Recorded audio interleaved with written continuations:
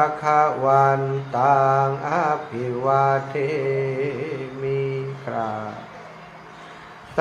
วากขาโตภะคะวะตาธัมโมธัมมังนะมัสสามิกราสุปฏิปันโนภะคะวะโตสาวกสังโฆสังฆังนะมามิกรานะโมตัสสะภะคะวะโตอะระหะโตสัมมาสัมพุทธัสสะนะโมตัสสะภะคะวะโตอะระหะโตสัมมาสัมพุทธัสสะนะโมตัสสะภะคะวะโตอะระหะโตสัมมาสัมพุทธัสสะพุทธังสารนังกัจฉามิธัมมังสารนังกัจฉามิสังฆังสารนังกัจฉามิตุติยัมปิพุทธังสารนังกัจฉามิตุติยัมปิธัมมังสารนังกัจฉามิตุติยัมปิสังฆังสารนังกัจฉามิตติยัมปิพุทธังสารนังกัจฉามิตติยัมปิธัมมังสารนังกัจฉามิตติยัมปิสังฆังสารนังกัจฉามิอิติปิโสภะคะวะอะระหังสัมมาสัมพุทโธวิชชาจารณะสัมปันโนสุขโตโลกาวิทูอนุตตโรปุริสธัมมะสารถิสัทธาเทวมนุสสานังพุทโธภะคะวะติสวากขาโตภะคะวะตาธัมโมสันทิฏฐิโกอะกาลิโกเอหิปัสสิโกโอปานายิโกปัจจัตตังเวทิตาโพวินโยหิติสุปฏิปันโนภะคะวะโตสาวกสังโฆอุชุปฏิปันโนภะคะวะโตสาวกสังโฆยายาปฏิปันโนภะคะวะโตสาวกสังโฆสามิจิปฏิปันโนภะคะวะโตสาวกสังโฆยะทิทังจัตตาริปุริสายุคานิอัฏฐปุริสปุคลาเอสะภะคะวะโตสาวกสังโฆอะหุนายโยปะหุนายโยทักขินายโยอัญชาริการะนิโยอนุตตรังปุญญเขตังโลกัสสาติกราบพระพร้อมกันเนื้อศรัทธาทั้งหลายกราบหนึ่งพุทธังวรันตังสิรสานะมามิกราบสองธัมมังวรันตังสิรสานะมามิกราบสามสังฆังวรันตังสิรสานะมามิศรัทธาญาติโยมทั้งหลายไหว้พระสวดมนต์เรียบร้อยแล้ววันนี้ก็จะได้นำสาระธรรมมาฝากมาแบ่งปันก่อนที่จะรายงานการปฏิบัติหน้าที่ของสะพานบุญในวันนี้ศรัทธาอีพ่ออีแม่ทั้งหลายมนุษย์คนเฮาทุกรูปทุกนามทุกท่านทุกคนเกิดมาย่อมปรารถนาเอาความสุขบ่มีไผแม้แต่คนเดียวคนหนึ่งคนใดปรารถนาที่จะอยู่อย่างมีความทุกข์ทุกคนปรารถนาที่จะมีความสุขปรารถนาที่จะอยู่ในสังคมนี้อย่างมีความอบอุ่นอย่างมีคุณค่าอย่างมีความหมายแต่หลายๆคนทำในสิ่งตรงกันข้ามศรัทธาเขาต้องการความทุกข์เขาต้องการความสุขแต่สิ่งที่เขาทำกลับกลายเป็นว่าหาความทุกข์ใส่ตัวเก่าก็มีหลายคนหลายท่านแต่ละมื้อแต่ละวันบ่ฮู้ตัวเนาะ ไปทำสิ่งที่มันตรงกันข้ามกับสิ่งที่ตัวเองต้องการทุกคนต้องการความสุขแต่สิ่งที่เราทำก็คือทำสิ่งที่เป็นเหตุเป็นปัจจัยเป็นเชื้อเพลิงแห่งความทุกข์วันสอดสายสอดแสไปหาเรื่องคนโน้นคนนี้บ่พึงพอใจกับสิ่งนั้นสิ่งนี้บ่พึงพอใจแม้กระทั่งการกระทำของตัวเก่าบ่พึงพอใจในการที่อยู่ในครอบครัวชอบไปแอวไปแหวงตั้งนอกมีความสุขอยู่ดีๆไปเอาอย่างมาเข้าตัวไปทำสิ่งไปแสวงหาสิ่งที่มันแบบเป็นความสุขเข้ามาหาตัวบางผู้บางท่านมีหูมีตาก็เอาไปสอดใจหาสิ่งที่มันจะนำความทุกข์มาให้ตัวเก่าหันอย่างก็ไปตำหนิติติงติชินนินทาพอติฉินนินทาสุดท้ายสิ่งที่ตัวเองนั้น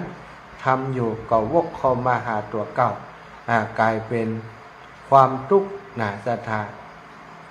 คนเฮาเปิ้นบอกว่าคนเกิดมาแล้วนั้นต้องการความสุขเหมือนกันผู้คนศรัทธาอีพ่ออีแม่ตั้งหลายเด็กน้อยเนาะเกิดมาลืมตาดูโลกนอนแบเบาะอยู่ดูเขาเป็นผู้ที่ล่าเริงสดใสมีชีวิตมีชีวายั่วยวนชวนเชิญฮื้อไผก็อยากเข้าใกล้อยากจะกอดอยากจะหอมอยากจะชื่นชมอยากจะชมเชยบ้านเฮาก็อยากซื้ออยากกอดอยากฟันมันบ่ฮู้จักเบื่อเนื้อตัวของละอ่อนจะอ่อนนุ่มเมื่อเฮาสัมผัสรัดรึงก่อความรื่นรมสุขอกสุขใจเป็นนิมิตหมายว่าเขาจะเติบโตต่อไปอีกมากและยาวนานตรงกันข้ามสถานคนติดตายเปรียบเทียบกับละอ่อนนี่นอนอ่อนนุ่มนอนหน้ากอดหน้าหอมแต่คนตายนี่ก็คือนอนแข็งทื่อบากระดุกกระดิกบ่มีความรู้สึกใดๆทั้งสิ้นทุกคนหันแล้วก็หวาดหวาเข้าใกล้โดยความจำเป็นและก็ถ้าเข้าใกล้ก็อึดอัดอยากอยู่หื้อห่างแม้คนที่เคยฮักก็กับนายกับจ๊ะกับจังในสัตว์และพืชก็เช่นเดียวกันศรัทธาอีพ่ออีแม่ลำต้นและกิ่งใบของไม้ที่มีชีวิตจะมองดูอ่อนช้อยหนุ่มนวลสบายตาส่วนลำต้นหรือว่าต้นไม้ที่กิ่งไม้นั้นกิ่งแห้งตายดูแข็งกระด้างเพราะบางหักง่ายคนตั้งหลายอยากจะโค่นแล้วก็โยนทิ้งไปให้พ้นตาในหมู่มนุษย์ก็ทำนองนั้นคนที่มีคุณธรรมจะเป็นคนที่มีความนุ่มนวลมีความอ่อนน้อมถ่อมตนซึ่งเป็นเครื่องบ่งบอกความมีชีวิตสดใสอยู่ภายในเป็นสัญลักษณ์ว่าเขาจะเจริญเติบโตต่อไปภายหน้าแห่มหลายอย่างแห่มมากนักเป็นผู้ที่มีความเมตตาเป็นผู้ที่มีสัมผัสที่อ่อนนุ่มมีวาจาที่ไพเราะใครเข้าใกล้ก็สบายใจเหมือนกับผ้าเนื้อดีนุ่มเนียนนุ่งห่มสบายบ่หยาบกร้านหยาบกระด้างถ้าเป็นผ้าที่หยาบกร้านก็ละคายตัวส่วนคนชั่วไร้คุณธรรมก็มักจะประพฤติตัวหยาบช้าหยาบกระด้างอวดดีถือดีก่อความรำคาญใจแก่คนที่เข้าใกล้เรียกว่าเป็นผู้ที่มีสัมผัสหยาบเหมือนผ้าเนื้อหยาบศรัทธาอีพ่ออีแม่ทั้งหลายแม้กระทั่งถ้าจะอูไปแล้วเปรียบไปแล้วเฮาจะหันธรรมชาติต่างๆล่วงเข้าติดเต็มลำตนจะอ่อนน้อมอ่อนช้อยประหนึ่งว่านอบน้อมแก่ผู้ผ่านไปมาทุกคนภัยมองก็มีความรู้สึกนิยมชมชอบบางคนนั่งลงยืนมือไปสัมผัสเพียงแผ่วเบาอุ้งมือรองลวงเข้าอย่างถนอมโดยเกรงว่าเม็ดจะล่วงหล่นท่านทั้งหลายดูอานุภาพของความอ่อนน้อมของธรรมชาติดึงดูดคนสูงหื้อน้อมตัวลงมาด้วยความเต็มใจในหมู่คนก็เหมือนกันในหมู่คนก็เหมือนกัน คนที่มีความอ่อนน้อมถ่อมตัวเป็นคนที่มีความนุ่มนวลเป็นคนที่มีความเมตตาไผหันเปิ่นก็ฮักอยากจะไปใกล้ชิดสนิทสนมสถานส่วนตรงกันข้ามถ้าสมมุติว่าเป็นร่วงเข้าเม็ดเหล็กมันจะตั้งรวงแข็งกระด้างไผก็บ่สนใจศรัทธาญาติโยมคนก็เหมือนกันมนุษย์ที่เป็นอยู่ในสังคมนี้ถ้าไผเป็นคนแข็งกระด้างบ่มีความอ่อนน้อมถ่อมตัวไผก็บ่อยากเข้าใกล้ไผก็บ่อยากใกล้ชิดธรรมดาคนก็เหมือนกับสิ่งไม้ต้นไม้หรือว่าสิ่งของคนที่มีชีวิตหรือว่าคนที่มีความอบอุ่นมีความอ่อนน้อมถ่อมตัวนั้นถือว่าเป็นผู้ที่มีคุณธรรมไผก็อยากจะเข้าใกล้คนที่มีคุณธรรมถ้าคนบ่มีคุณธรรมไผจะอยากจะเข้าใกล้สถานเฮาเกิดมาเป็นมนุษย์ถ้าต้องการความสุขเปิ้นว่าสิ่งแรกที่จะต้องมีสำรวมคนที่ปรารถนาความสุขคือกับตัวเก่าสิ่งแรกก็คือต้องมีความอ่อนน้อมถ่อมตัวก่อนศรัทธาจะหันเอาเด็ก2 คนคนหนึ่งมายืนด้วยกัน2 คนนี่คนหนึ่งอ่อนน้อมถ่อมตัวคุณลุงคุณป้าคุณพ่อคุณแม่จะไปไหนแอมคนเข้ามายืนถือบ่ได้สนใจไผที่ผ่านไปผ่านมาเฮาก็จะอยากจะอุจากับคนประเภทใดคนใหญ่ก็เหมือนกันศรัทธาญาติโยมสิ่งที่หลายๆคนเนาะเป็นอยู่อย่างบางคนเนี่ยเป็นคนบ่สนใจไผบ่รู้สึกรู้สมกับของคนอื่นเลยเอาแต่เรื่องส่วนตัวสนใจแต่เรื่องส่วนตัวคนเหล่านั้นนี่มักจะเป็นคนที่แข็งกระด้างบ่มีจิตใจที่อ่อนโยนไผก็บ่อยากเข้าใกล้สถานความถ่อมตนนั้นตรงกันข้ามกับความที่คนที่แข็งกระด้างคนที่อยู่ในโลกมนุษย์เป็นปุถุชนอยู่นั้นต้องฝึกฝนเรื่องมูนี้สถานถ้าเฮาฝึกฝนเรื่องความอ่อนน้อมถ่อมตนเป็นคนที่มีความเมตตากรุณาต่อเพื่อนมนุษย์ความสุขก็จะเริ่มก่อเกิดขึ้นในตนในตัวของเฮาในสภาวะในช่วงนี้ที่สังคมของเฮาพี่น้องร่วมบ้านร่วมเมืองร่วมถิ่นร่วมภาคของกับหมู่เฮาทั้งหลายประสบปัญหาภัยพิบัติศรัทธาญาติโยมก็จะได้หันบางคนที่ที่ผ่านมาอาจจะเป็นแม่เลี้ยงเอียงคำอาจจะเป็นพ่อเลี้ยงมีเงินมีทองหลายหมื่นหลายแสนเนาะอยู่อย่างมีความสุขสะดวกสบายทุกอย่างทุกประการอาจจะบ่สนใจไผตอนนี้อาตมาอย่างวันนี้เนี่ยเดินทางมาจากลำปางได้ไปหันบ้านหลังใหญ่หลังโตในพื้นที่ที่เปิ้นฮ้องว่าเป็นหมู่บ้านของคนรวยสถานที่อำเภอแม่สายเข้าไปไปทักไปทายไปแอวหาเปิ้นแล้วก็นำไม้กวาดนำอุปกรณ์ทำความสะอาดไปราคาบ่กี่บาทหรอกอุปกรณ์ที่นำไปไม้กวาดราคา10 กว่าบาทเองศรัทธาญาติโยมเข้าไปในหมู่บ้านในพื้นที่ที่เปิ้นบอกว่าแถวนี้ย่านคนร่ำคนรวยเปิ้นสบายแล้วบ่ต้องเข้าก็ได้อาจารย์ไปตั้งพุ่นที่บ้านคนทุกข์คนจนตั้งพุ่นนะเปิ้นนั้นต้องการความช่วยเหลืออยู่แต่อาตมาคิดตรงกันข้ามว่าคนร่ำคนรวยก็เป็นคนประสบภัยเหมือนกันคนอยากคนจนก็ประสบภัยเหมือนกันเพราะฉะนั้นเขาจะมาแบ่งว่าจะต้องช่วยคนนั้นจะบ่ช่วยคนนี้คงบ่ถูกเข้าไปทุกซอยสถานญาติโยมเข้าไปในซอยอันที่เปิ้นว่าเป็นคนรวยเนาะเข้าไปก็มีอย่างขาดของจ้าไม้กวาดต้องการไม้กวาดเพิ่มก็อีกเปิ้นออกมาบางคนก็ดูแล้วบ้านเปิ้นก็หลังใหญ่หลังโตมีท่าทางภูมิฐานเข้ามาเปิ้นก็อ่อนน้อมถ่อมตัวแม้กระทั่งคนติดตามไปเป็นเจ้าบ้านทั่วไปเนี่ยเปิ้นติดตามไปช่วยอาตมาแจกข้าวของต่างๆเปิ้นก็ถามแบบเดียวกันเนี่ยป่อเลี้ยงเอียงคำต่างๆคนร่ำคนรวยที่อยู่ในบ้านที่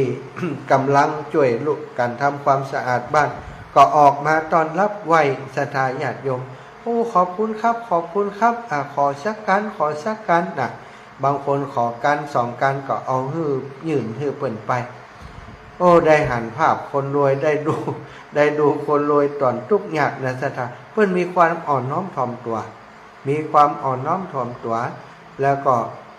หู้จักในการที่จะมีปฏิสัมพันธ์ต่อคนแปลกหน้าเข้ามาไถ่มาถามอาจารย์มาจากไหนน้องมาจากไหนมาจากทางใดขอบคุณกำลังจะออกไปเสาะซื้อไม้กวาดบอกว่าจะไปเสาะซื้อที่ไหนแถวนี้ก็มดนะไม้กวาดบางคนก็มีไม้กวาดอันหินอยู่สถานญาติโยมปกติเปิ่นก็คงจะบัดทำอย่างอันเองเนาะเพราะเปิ่นเป็นปกก้าแม่ขายน่ะจะมีคนใจมีบริวารเปิ่นทำให้แต่ว่าในช่วงภาวะอย่างนี้ต่างคนต่างประสบภัยด้วยกันเปิ่นจะต้องทำเองกันก็หันเปิ่นมากวาดมาอย่างนะก็เอาไม้กวาดไปส่งไปช่วยเปิ่นได้ไม้กวาดแล้วเอาที่ตักเอาก่อนที่เช็ดเอาก่อนไม้กวาดอ่อนเอาก่อนก็เอาไปให้เปิ่นหลายคนก็มีเรียกว่าปฏิสันถานต่อการจากันยังอบอุ่นซะท่าเฮาลงไปเฮาก็บ่ได้ลงไปในฐานะว่าเป็นคนที่ร่ำรวยอย่างหรอกเนาะมีของซึ่งที่เอาไปบ่ได้บัดใจว่าจะเป็นของมีค่ามีราคาที่หายากแต่ประการใดแต่ช่วงนี้ถือว่าหายากเนาะของบ่เขียมหายากที่เปิ้นว่าเนี่ยนะไม้กวาดอาตมาเลือกที่จะลงไปในพื้นที่ซึ่งลำบากมากซะท่าเข้าไปแต่ละซอกแต่ละซอยแต่ละลุยขี้เปิ้ไปเนาะวันนี้พอดีว่าน้องบ่าวอยู่ติดเชียงไฮ้คุณณัฐวุฒิอยู่เย็นเป็นนักธุรกิจก่อสร้างอยู่ที่เชียงไฮ้เนาะเกินก็บอกว่าทุกปีจะเอาไปที่ศูนย์เปิ้นตอนนี้นี่ของที่ศูนย์มันเต็มไปหมดตึงอุปกรณ์อย่างต่างๆก็มีแล้วก็มันบ่ลงถึงพื้นที่เปิ้นเจ้าบ้านเปิ้นจะไปเอาก็บ่กล้าจะไปเอานะที่ศูนย์ว่ามันมีไผเป็นคนดูแลแจกจ่ายต่างๆก็ถ้าทุกปีจะฮื้อถึงมือพี่น้องเจ้าบ้านแต่ผมจะนำป้าไปนะเพิ่นก็นำไปอย่างที่บอกในสถานไปตามตอกตามซอยต่างๆขี้เปอะขี้ปงขี้เปอะนี่ถ้าบ่ใส่รองเท้ากับลำบากเลยเนาะพอดีว่าเขามีเกียกอกรองเท้าที่ป้องกันน้ำป้องกันโคลนไปด้วยก็ได้ใส่เกียกอกไปลุยไปพอเปิ้นลุยไปหาเปิ้นถึงตามตอกซอกซอยไล่แจกเปิ้นศรัทธาญาติโยมไม้กวาด300กว่ากันหมดเสร็จนะไม้กวาดแข็งไม้กวาดอ่อนอุปกรณ์ทำความสะอาดอื่นๆผ้าถูก็ดีไม้รีดน้ำก็ดีมดนะศรัทธาเอาไปแจกไล่แจกเอาไล่แจกบางเตือก็คือเข้าไปด้วยกันนักเนาะไปด้วยกันเป็น4กันรถบางเตือไปจอดต้องหาที่จอดหาที่นี้ที่แรกไปด้วยกันเป็นกลุ่มเป็นคณะลำบากคนจะแซงเขาก็ยากคนจะเข้าออกก็จราจรเปิ่นติดขัดเลยบอกว่าป่ะแบ่งกันแบ่งของใส่ไปเต่าๆกันอันนี้เอาไม้กวาดใส่ไปแหมอันนี้เอาของนี้ใส่ไปแหมแยกกันไปคนละซอยซะนะทำให้การแจกจ่ายเร็วขึ้นเนาะแจกกันไปมอบให้เปิ่นก็ได้หันซะนะได้หันถึงความทุกข์ยากลำบากของพี่น้องที่ประสบภัยตึงคนอยากคนจนตึงคนหล่ำคนรวยตกเปียงกันหมดคนรวยก็เสี่ยงนักกว่าคนจนเพราะอย่างซะนะคนรวยเปิ่นมีเฟอร์นิเจอร์อย่างต่างๆนักหรอกเป็นโซฟาเป็นโต๊ะเป็นตู้เป็นตังเป็นเตียงเป็นอย่างต่างๆบ่มีเลยซะนะร้อยน้ำร้อยวุ่นแล้วก็มากองอยู่แถวหน้าบ้านเปิ่นคนเอามากองหน้าบ้านกันเฟอร์นิเจอร์อย่างหรูอย่างลาตึงนั้นแต่ว่ามันบ่มีแล้วมันเป็นน้ำเป็นนี้ไปหมดเนาะก็ได้ไปหันเปิ่นแต่ว่าหลายๆคนเนาะ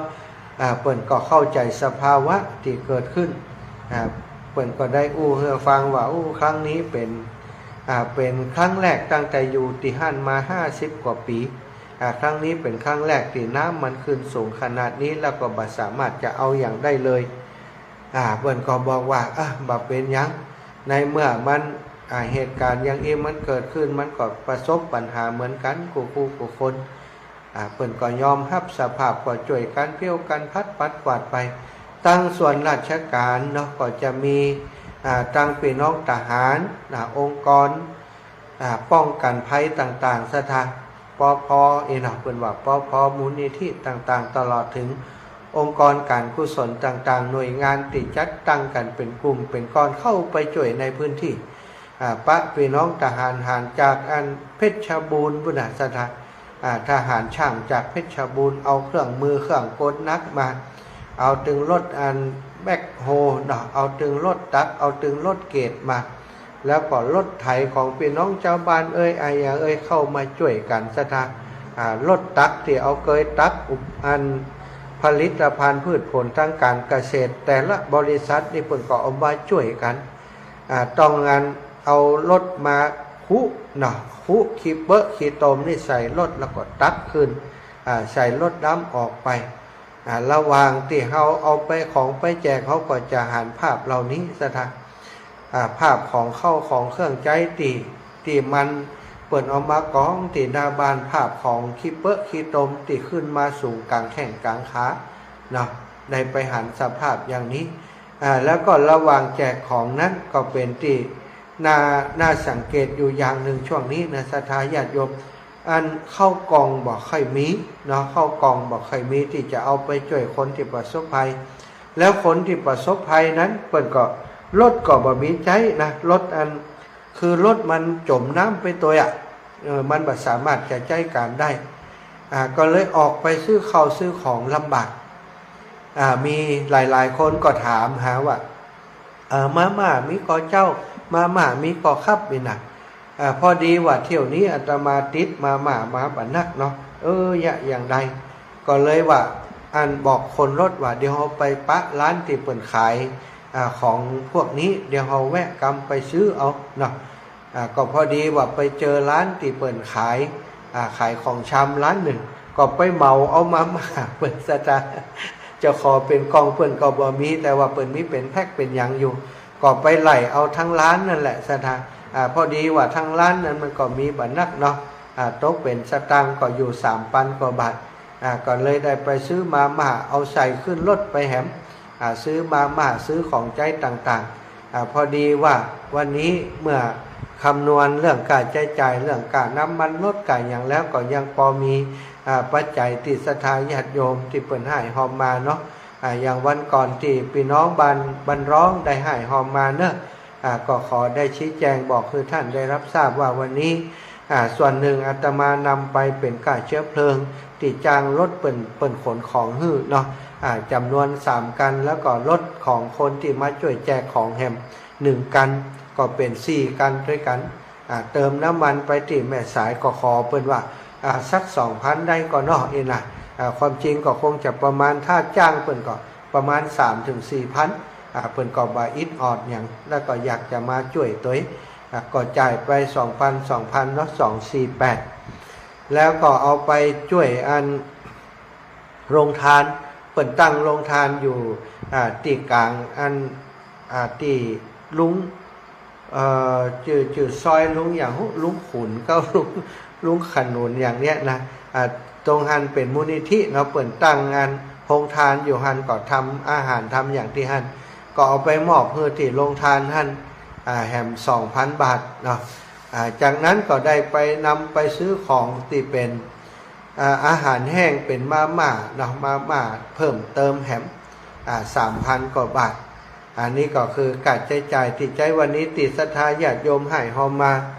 ก็ได้เอาไปซื้อของเพิ่มเติมจนวันนี้ก็คือวันนี้นี่ครั้งนี้นี่เข้าเนื้อบ่พอนักต่อใดเนาะประมาณ 30 ปันที่เป็นส่วนตัวส่วนใหญ่ก็เป็นติดศรัทธาญาติโยมได้ให้หอมมาตึงตีเป็นไม้กวาดที่เอามาจากลำปางก็ส่วนใหญ่ก็คือศรัทธาญาติโยมให้หอมมาแล้วเนาะมีบักกี้ก็คงจะขาดแถมบัตรต่อใดที่ไม้กวาดติดศรัทธาญาติโยมให้หอมมาส่วนหนึ่งเพิ่นก็โอนปัจจัยมาตลอดในวันนี้ก็หันมีหลายคนที่โอนเข้ามาช่วยในโครงการที่อาตมาทำในครั้งนี้ตัวก็ต้องขอบคุณไปยังแฟนรายการที่อยู่ทั้งบ้านทุกท่านทุกคนเนอะที่ได้ส่งความช่วยเหลือผ่านอาตมาถึงพี่น้องที่แม่สายวันนี้ก็ได้ทำหน้าที่เป็นสะพานบุญให้ศรัทธาญาติโยม เอาของไปช่วยเปิ้นจนหมดเลยเนาะมีส่วนที่เป็นเสื้อผ้าแล้วก็ของใจบางอย่างบางส่วนที่บ่สามารถจะคือตอนนี้เนี่ยที่เปิ้นต้องการบ่ใช้เสื้อผ้าสถานจะเป็นส่วนของอุปกรณ์ทำความสะอาดแล้วก็อาหารเนาะที่แรกก็คิดว่ามาม่าปลากระป๋องยังคงจะมีเยอะแล้วเนาะแต่หลังจากลงพื้นที่วันนี้นี่อาตมาคิดว่าความต้องการตรงนี้ยังมีอยู่เยอะคนที่เปิดอยู่ตามในบ้านต่างๆนี่ทำความสะอาดบ้านจองเปิดบัดมีเข้ากล่องเข้าไปเนาะบางคนก็มาขอว่าเข้ามีกอน่ะพอดีเอาเข้าไปคือทีมงานที่เปิดไปด้วยกันนี่เอาเข้าไปกินสถานเอาใส่กระติกไปเปิดขอก็จำเป็นเอาฮือเปิดมดหมู่ที่แจกของด้วยกันวันนี้ได้กินข้าวพอบ่าย2 โมงแล้วสักไปกินก๋วยเตี๋ยวพอบ่าย2 โมงแล้วนะก็ทุกคนก็สู้เนาะใจสู้เต็มที่ป้ากันช่วยกันเต็มที่ขอบคุณสำหรับรถของโยมน้องติ๊กนะน้องติ๊กป้าแก้วโยมป้าบัวไขเนาะโยมป้าเพนมาด้วยกันวันนี้แล้วก็มีโยมน้องกะลำกับโยมแม่นะแล้วก็โยมตะปิ๋วเนาะตะปิ๋วนี่ก็เอารถมาช่วยเอารถตู้มาช่วยขนคนที่มาช่วยบริจาคของโดยน้องฟองพินและคณะเนาะญาติพี่น้องที่บ้านหนองพระเจ้าทันใจแม่ย่าน้อยอินยาศรีลงพื้นที่มาช่วยทำกับข้าวกับป๋ามาโดยนะโยมน้องเบิ่มนะหรือว่าเดชานิวันติคนขับรถของอาตมานี้ก็เหนื่อยด้วยกันมาตั้งแต่แรกเลยไปหับของไปเอาของมาคัดแยกของคนของขึ้นรถนี่หมดทุกอย่างทุกประการช่วยกันวันนี้ก็ทำหน้าที่อย่างสมบูรณ์แบบได้ขับรถปาอาตมาตะเว้นตะลอนไปขับคิดขับว่าเนาะตอนนี้ก็ได้พักเสียกรรมเดี๋ยวก็จะต้องเดินทางต่อโยมเบิ่มนะแล้วก็โยมสลาเมียนและครอบครัวเปิดไปยะการอยู่ที่วัดบรรพตสถิตไปทำเพดานให้อาตมาไปฝ้าเพดานให้ก็เลยขอเปิดมาช่วยว่าพอดีเปิดมีรถปิกอัพเนาะก็ขอเปิดช่วยบรรทุกของและมาแจกของโดย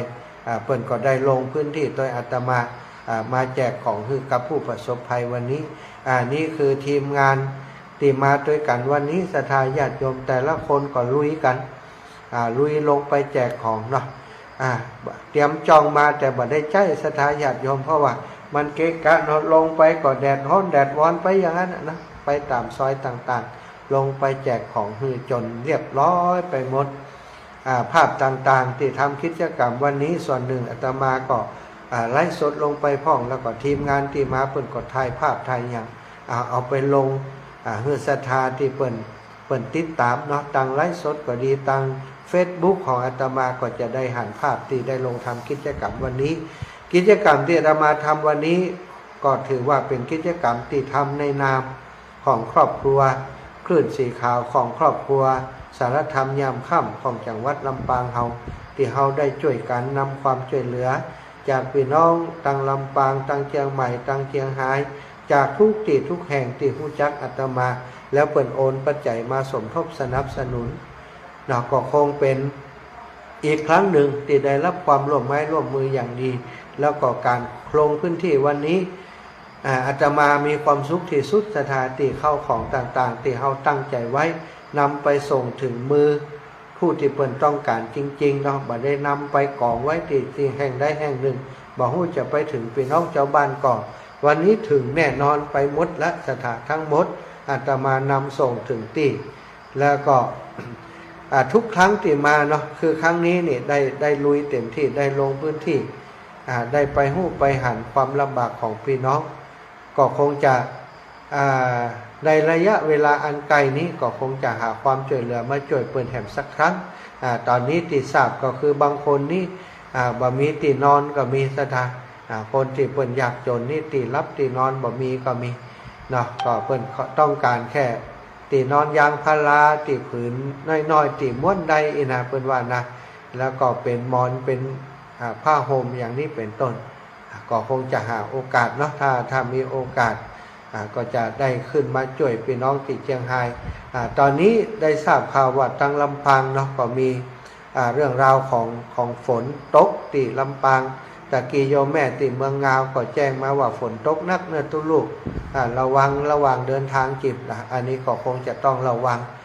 ในการเดินทางจะกลับจากพะเยาเข้างาวแล้วก็เข้าลำปางเส้นทางสายนี้ก็ถือว่ามีความเสี่ยงในการเกิดดินสไลด์อยู่หลายจุดอยู่เหมือนกันเนาะพี่น้องที่เดินทางก่อนระวังด้วยกันเนอะแล้วก็อีกส่วนหนึ่งเนาะสถานที่พี่น้องของครอบครัวขึ้นสีขาวได้ช่วยกันต่างเจียงไฮ้นะต่างเจียงไฮ้วันก่อนนี้ต่างเวียงป่าเป้าเปิดก่อนลงพื้นที่หลวงพ่อท่านพระครูปฏิภาณธรรมทินหลวงพ่อเจ้าคณะอำเภอท่านพระครูนิวิทย์ศิลสังวรเจ้าคณะอำเภอเวียงป่าเป้าก่อนลงพื้นที่วันนี้ได้หันกิจกรรมที่เปิดทายลงก็ดีใจพี่น้องเวียงป่าเป้าช่วยกันมานักมาหลายตั้งเชียงใหม่ครูบาอาจารย์ท่านพระครูอภิวัฒนวิกรมและครูบาอาจารย์คลื่นสีขาวเพิ่นก็ลงพื้นที่หลายรอบแล้วเนาะก็คงจะช่วยกันยังเอี้ยศรัทธาญาติโยมเฮาบ่ทิ้งกันในภาวะที่ทุกคนได้รับความลำบากอย่างที่จะช่วยกันได้ก็ช่วยกันเนาะช่วงนี้อาตมาถือว่าตัวเองนั้นมีความคล่องตัวในการที่จะลงพื้นที่ช่วยเหลือพี่น้องผู้ประสบภัยนักกว่าครูบาอาจารย์น้อยนึงเพราะว่าครูบาอาจารย์นี้บางรูปบางองค์ติดกิจนิมนต์ติดกิจของสงฆ์เนาะติดงานด้านการพัฒนาวัดวาอารามงานด้านการปกครองของเปิ้นเพราะส่วนใหญ่ก็เป็นเจ้าคณะพระสังฆาธิการหลายระดับนะก็บ่ค่อยสะดวกแต่ใดก็ถือว่าได้ทำหน้าที่แทนครูบาอาจารย์ทุกรูปทุกองค์เนอะทุกรูปทุกองค์ก็คิดเหมือนกันอยากจะมาลุยอยากจะมาทำงานอยากจะมาช่วยเหลือพี่น้องเจ้าบ้านอย่างที่อาตมาทำแต่หลายท่านหลายคนก็อย่างที่บอกเนาะบ่สามารถจะลงพื้นที่แบบอาตมาได้เพิ่นก็ฝากความระลึกถึงมาหาเนาะคือกำลังใจบางรูปบางองค์ก็ส่งความช่วยเหลือเป็นการน้ำมันอย่างต่างๆมาที่อาตมาโดยก็ต้องขอบคุณกับครูบาอาจารย์ทุกรูปทุกองค์และศรัทธาทุกท่านทุกคนเนอะในภาวะขับขันในภาวะที่พี่น้องหมู่เฮาประสบภัยน้ำท่วมนี้บอกว่าพื้นที่ไหนเนาะเป็นไปได้ถ้ามีโอกาสก็ไปช่วยกันตามกำลังของเฮาตามกำลังที่เฮาจะทำได้ก็ถือว่าเฮาได้บุญและได้ความสุขแล้วเฮาปรารถนาความสุขนะศรัทธาญาติโยมก็ต้องหาความสุขคือใดหาความสุขในขณะที่เพื่อนพี่น้องของเฮาลำบากเอาความช่วยเหลือไปช่วยเปิ้น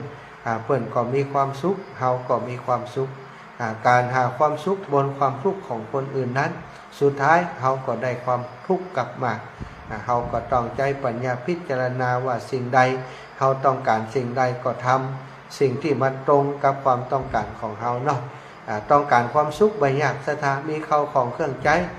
ยังที่มันจำเป็นต่อคนที่เปิ้นประสบภัยเฮาดูข่าวดูอย่างเฮาฮู้ก็เอาไปช่วยเปิ้นเนาะจะนักจะน้อยบ่ใช่เรื่องสำคัญอยู่ที่ความตั้งใจของเฮาส่งไปช่วยเปิ้นบ่ได้ก็ส่งเอารวบรวมส่งที่ผู้นำส่งที่องค์กรการกุศลต่างๆส่งคนที่เปิ้นเป็นสะพานบุญที่เฮาวางใจได้ไว้ใจได้ก็ทำหน้าที่ของกันและกันไปเอาละศรัทธาญาติโยมเนาะก็จะเช็คเสียงไปถึงบ้านถึงจองพี่น้องบ้านเฮาก่อนว่าฟังอยู่ที่ไหนตั้งใดชัดเจนกับชัดนะแล้วก็ฟังแล้วได้ติดตามยังได้พ่องเนาะได้ดูภาพข่าวที่อาตมาลงพื้นที่ก่อนนะมีความสงสัยเรื่องอะไรอย่างหรือว่าอยากสอบถามเส้นทางต่างๆถ้าจะมาเนาะก็สามารถสอบถามได้เนอะหรือว่าต้องการคนประสานงานให้ในพื้นที่อาตมาก็จะแจ้งให้ญาติโยมที่รู้จักกันในพื้นที่คอยอำนวยความสะดวกให้ศรัทธาญาติโยมเนาะเอาพี่น้องลำปางพี่น้องเชียงใหม่ฟังกันอยู่ก็จ๊ะสัญญาณไปถึงที่ไหนตั้งใดโทรมาได้เนอะ08088173 0808844173เจริญพรแม่สมบูรณ์วงแสนเจ้าไว้สาลูกลำบากขนาดเนาะบ่ลำบากแม่ลุยตะโอนน่ะก็บ่เป็นหยังมาทำงานก็ต้องทำงานให้ดีเนาะเจ้าลงไปให้เพิ่นเจ้าแม่เป็นกำลังใจให้สาธุขอบคุณแม่เด้อเจ้าแม่ตื่นไปกำหมอกับ อ๋อเจ้าเจ้า เดี๋ยวอันเดินทางอย่างปลอดภัยนะลุงเบิด สาธุจ้าสาธุเอาเจริญพรยายพรร่องบัวแดง ไม่จำกัดเจ้า เชียงใหม่ฝนลงก่อนตอนนี้ เหมือนเดี๋ยวนี้แบบจกเจ้าออยหน่อย อ้อยน้อยแหละตอนนี้พะเยาตกอยู่ อ๋อ ตก นี่แบบจกก็บ้านอินโดกันเรื่องตามมาป่า ตันพระปามเนี่ยง ไอ้ตามผ้าป่าอยู่ได้อาหนัง อ๋อ เป็นบ้าน อ๋อบ้านจ้ะบ้านยางกวางกะวัดยางกวางกะ ไอ้เดินมาแข่งกีฬา อ๋ แข่งบอล สาธุเนอะเอ้ายายพรสาธุแม่เพนนะลำพูนแม่เพนได้นำความช่วยเหลือมาช่วยแล้วเนอะแม่เพนนะลำพูนแม่เพนฮับแล้ว เจ้านวัตการเจ้า เจริญพร ถึงว่าถึงว่ากี่โมงเจ้า บัดเดี๋ยวนี้2 ทุ่มออกเดินทางกันเดี๋ยว2 ทุ่มออกเดินทางก็ประมาณแหม2 ชั่วโมงเจ้าฝนไม่ใช่ตกอ่ะ ก็ตกตลอดทางมันก็เหมือนกันละปูนก็ตกตลอดเลยเจ้า ตกตลอดทางวันพุธจะไปปากทางเจริญไปก่อน ไปกี่โมงเจ้า วันพุธจะออกจากลำปาง7 โมง ไปทำบุญอย่างเจ้า เปิดมีอันอย่างก็เข้าสลักจะไปตานป่วยสลักไปเปิดสักป่วยถ้าจะไปกับยูเตียนครูบาศรีวิจัยฮันร้อนเด้อโทรมา เจ้า สาธุ สาธุจ้า เจริญพรแม่ทองสุขสีที่นิ้ว เจ้าเดี๋ยวนี้พระอาจารย์อยู่ไหนเจ้า อยู่อันห้วยบงอำเภอเมืองจังหวัดพะเยา โอ้ก็ไม่ก็อยู่วัดบรรพตนี่ ไปบรรพตหยัง เดินทางนี่มาถึงเต้อ เจ้าก็ว่าเสียงดีเนี่ย แล้วเสียงดีหิมนี่กะ เจ้าดิ้นสัตว์นี่ขนาดอะ โอ้ดี เสียงสัตว์เสียงอยู่ไกล สาธุเนอะเสียงยุ่ง เจ้า ยิ้ม ก็ว่าก็พระอาจารย์อยู่ไหนนี่เสียงไกลอย่าง สาธุขอบคุณเจริญพรแม่กิ่งแก้วมณีเนตรย่า สาธุเจ้าแม่ฟังอยู่เนอะ ไปแอวอันไปแอวอันเชียงใหม่ด้วยกันบ่วันพุธ อย่าจังมาอย่าหม้อ ไปอันวันพุธไปเข้าสลากวัดอาจารย์ไปเปิ่นตานอันตานสั่งตานแตนอะไรเนี่ย เจ้าบัดได้ตันมาวินบาตหนอพวกนี้ วันพุธได้ไปเตือนได้ไหมเนอะ เจ้า วันพุธวันพระไม่ใช่ก้า ปัจจัยเจ้า ไม่ใช่เตือนเนาะครับเดี๋ยวก่อยไปเก็บอันนี่เอาทีหลัง เจ้า ท่านก็ไม่ได้ไปใช้กรรมเก็บไว้ให้อย่าง เจ้า ถูกขอบคุณ เดินทางปลอดภัยเด้อยังมาถึงกันแหละ เจ้าอีแม่อยู่ก่อแหมสัก2 ชั่วโมงไปเมื่อกัน เจ้าก ว่า โอ้ จะถึง ยักษ์ไก่อยู่นะ ใจอยู่พะเยาให้อยู่แม่ อ๋อเจ้าเดินทางปลอดภัยเด้อแม่ฟังอยู่ สาธุ เจ้าสาธุเจ้า โยมแม่กิ่งแก้วมณีเนตรเนาะจากบ้านหนองห้าอำเภอเมืองจังหวัดลำปางวันนี้ระบบเสียงดีอีกแล้วเนาะก็เสียงเงียบดีในบ้านอีปอนี่จัดรายการเสียงมันพอดีเนาะจ้ะบ้านปอเนตรเนาะบ้านห้วยบงอำเภอเมืองจังหวัดพะเยาก็วันนี้ไ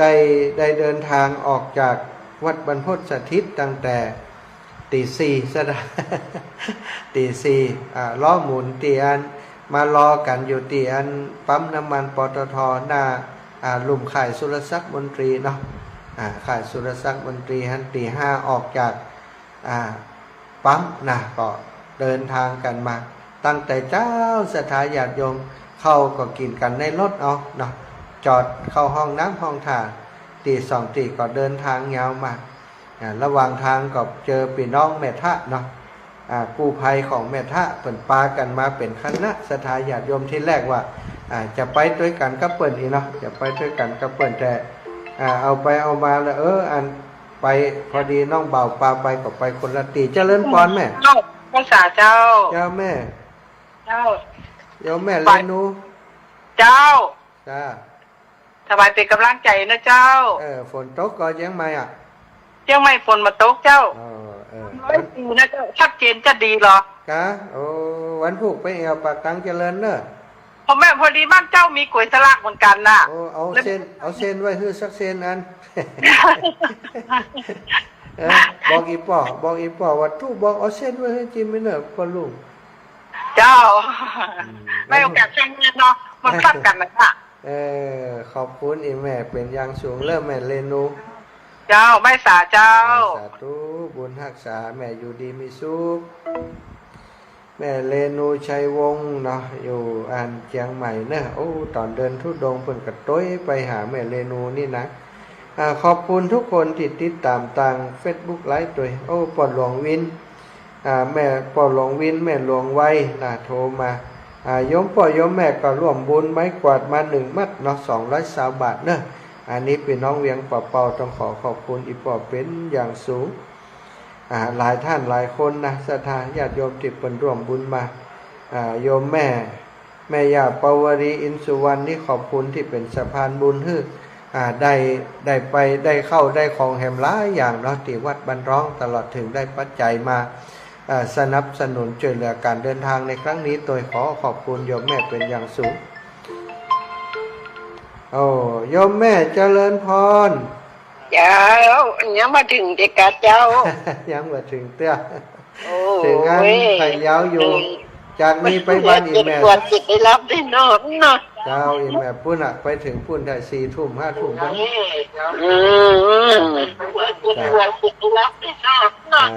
สาธุขอบคุณแม่เนอะเจ้าสาธุขอบคุณทุกท่านทุกคนเนอะโยมแม่จันดีเท้ามณีแต่เจ้าก็ตี 5ลุกมา6 โมงเนาะปะกันสักใกล้จะ6 โมงแล้วก็ตี 5ไปตี 5ก็ที่โรงเรียนบรรทัดศรีตรงข้ามโรงเรียนบรรทัดศรีโยมแม่ได้เอาปัจจัยมาถวายช่วยเหลือผู้ประสบภัยน้ำท่วมอีแม่ฝากหอมหลายรอบแล้วนะอาตมาก็หอมฮืออีแม่บอกว่าไม่ได้จะมาเอากายไปจัดรายการวันก่อนขำมืดละอีแม่ออกมาได้ขออีแม่ออกมาบ่ได้บ่มีไผมาส่งอันเอาไว้หันก่อนก็กายไปเหี้ยแต่เจ้านี่ก็พอดีลูกบ่าวโยมแม่เพิ่นมาจากจังหวัดนครสวรรค์จ้ะเพิ่นไปทำงานอยู่ปุ่นกลับมาบ้านเพิ่นก็เลยอันมาส่งโยมแม่ที่อันปากตางเนาะก็เลยได้รับซองที่โยมแม่เพิ่นเตรียมไว้ให้แล้วของโยมแม่จันดีเท้ามณีแล้วก็ของโยมแม่บุญนักวุฒิเดชขอบคุณโยมแม่ถึง2 ท่านเนอะเอาละศรัทธาญาติโยมทั้งหลายอีพ่ออีแม่เฒ่าแก่ทุกท่านทุกคนเวลาตอนนี้19:57 นาทีแล้วก่อนจะหมดเวลาก็ต้องขอบคุณศรัทธาสายบุญทุกท่านทุกคนติดตามช่วยเหลือการทำงานของอาตมาภาพเนาะในการลงพื้นที่ช่วยเหลือผู้ประสบภัยน้ำท่วมในครั้งนี้ขอบคุณโยมเพ็ญศรีปทุมธาสาธุแม่บุญเรืองชัยเงินเนาะแล้วก็นาจิตตังนะแล้วแต่ใครจะคิด นาจิตตังเปิดก็เข้ามาดูในไลฟ์สดโดยเนาะแม่บัวขีดพระโปลูกแอมพัชริยาฟองจันตาได้เข้ามาเกาะสัญญาณฮื้อนะทุกท่านทุกคนติดตามตังไลฟ์สดโดยก็ขอให้ท่านอยู่ดีมีสุขให้ได้มีอายุมันขวัญยืนหิปันมาหาปันใดเนอทุกท่านจะเดินทางขึ้นเหนือล่องไตก็ขอให้ทุกเส้นทางที่ท่านเดินทางต้องไกลเที่ยวไกลได้ปลอดภัยในทุกเส้นทางขอให้ท่านเจ้าทั้งหลายเจริญไปด้วยอายุวันนะสุขภละปฏิทานธนสารสมบัติจุเนืองจุปการจัตตารโอธรรมาวะทันติอายุวันโนสุขังภะลัง